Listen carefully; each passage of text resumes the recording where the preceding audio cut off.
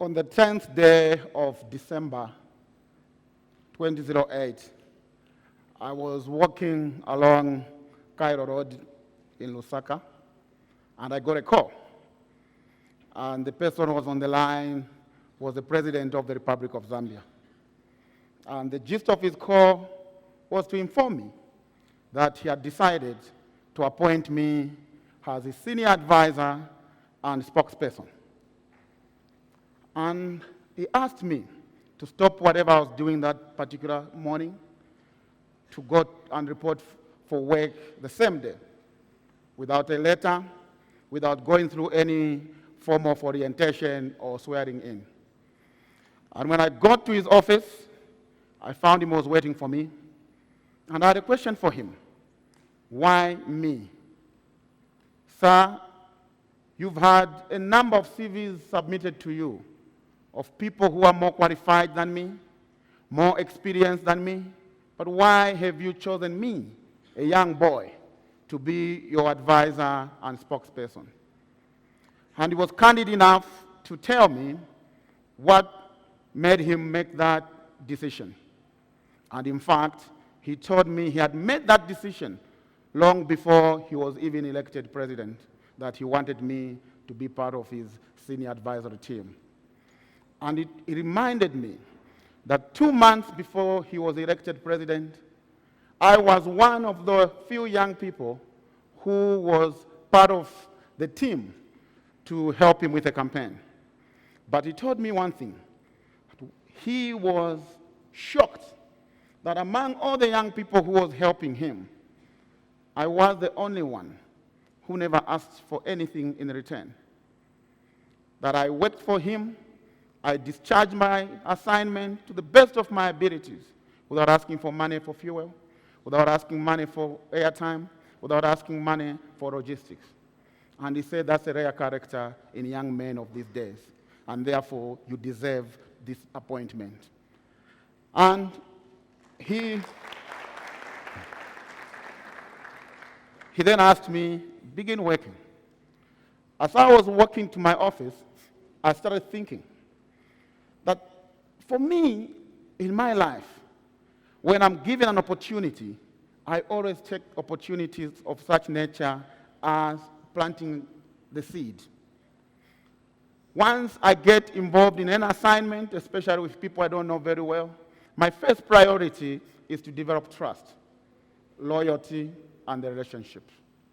Often at times, we forget to do so many few things like building relationships.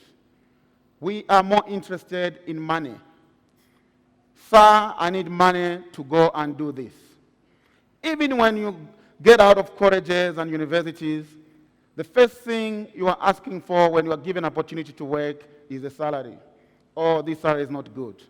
But you are forgetting that life is about planting the seed for the future harvest.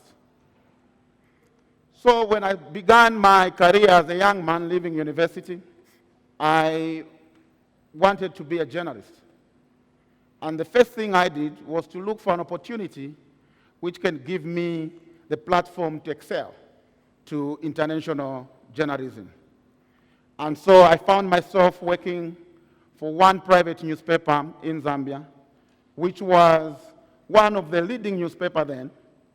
And I was fortunate enough to have been given a placement to be one of the interns and later a full-time reporter. But during my time there, the newspaper was going through a lot of problems, financial. And so we would go 3, 4 months, at times 6 months without a salary. And yet, I used to report for work at 7 a.m. in the morning and leave at midnight. Sometimes I would leave the following day. And my colleagues used to laugh at me. Why would you put in so much effort in a job which doesn't pay you? But they missed the point. My goal was to plant the seed for my future. And so,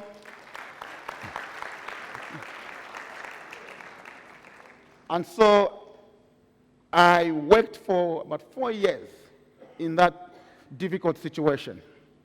And when an opportunity came for me to move on, I left the newspaper and found myself getting job offers all over the world. I became the BBC correspondent for Africa.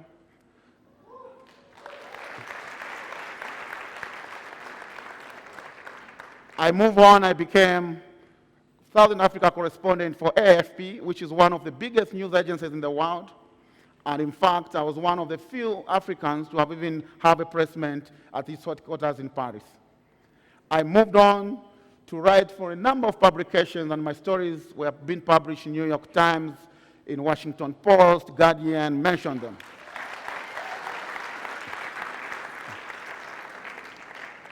And colleagues who used to laugh at me, of course, they never had an opportunity to reach where I reached.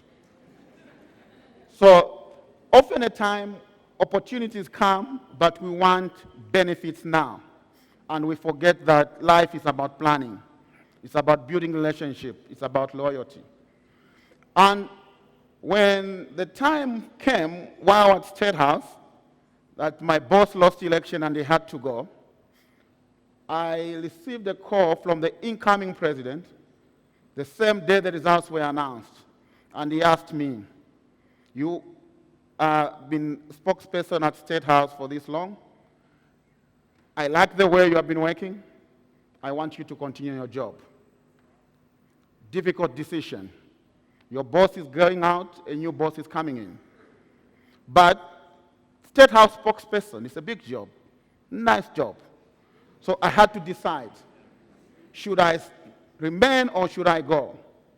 I remembered my principles of life: trust, loyalty, relationships. I politely declined that job because I would have done the justice to the boss I had.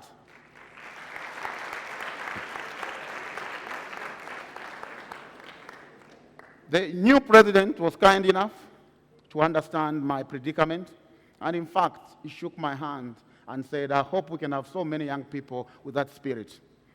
He ordered the treasury to pay me my benefit immediately. And that's how I got out of State House. When I came out of State House, of course, people were expecting me to see me now walking the streets. It's finished as usual, the Zambian culture. But for me, I needed to reinvent myself. I said I need to recreate myself. So I had done my law degree, but I didn't do my bar exams. In Zambia, in order to practice the law, you need to go to Jere, the famous Jere, to go and do those tough exams. And when I made up the decision that I was going to do those exams, friends came to me and asked me, "Are you sure? With all this aura of authority you are coming with, do you want to go and learn that, do those bar exams? If you fail, it's going to be big news." Of course, I was much alive to that fact, but I decided that I was going to do it because I needed to recreate myself. I went and enrolled, and I remember my first day. I was driving to the area. As I was entering the main entrance, I found two policemen. They froze and saluted me. And I stopped. I said, "Excuse me, officer. I'm here now as a student. I need to be treated as a student." And I got in class. I found young people, most of them just out of university, no experience with life, no experience with anything really. But I had to be their classmate.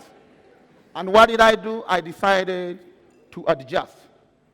I started going to eat with them in the dingy places because they couldn't afford. I decided that I'll be studying with them and I'll be spending more time with them.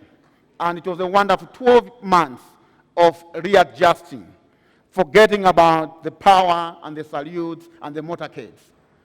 And so 12 months later, I was one of the few who passed the exams and I was called to the bar.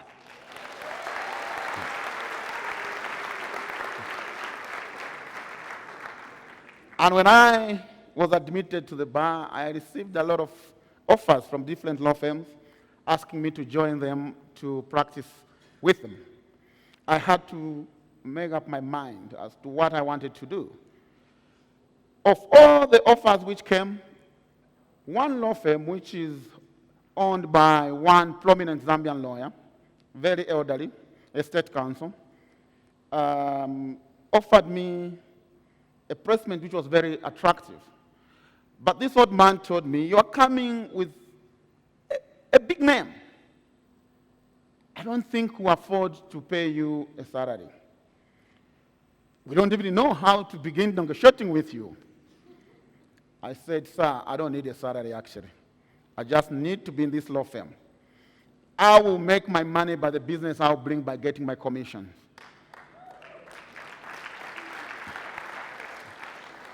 And guess what? This relationship worked so well that the business boomed in the law firm, and both of us, the old man happy and I'm happy. That is planting the seed for the future harvest.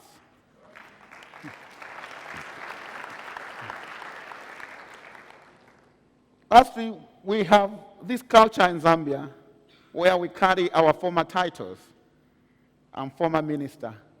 I'm former governor. I even had an opportunity to see a business card from a colleague written, Honorable Baba, former Minister of Defense. But who are you now? Who are you now? I have refused to be called by my former title because that's for the past.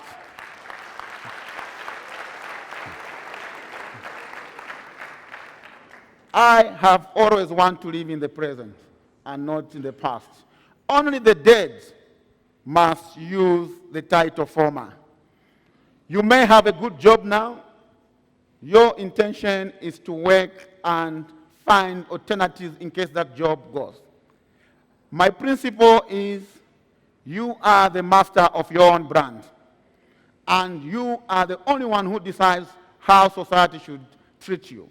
Now, if you decide to be called a former, God forbid, but you must realize that life is about moving on. And so, if you asked me today, who are you?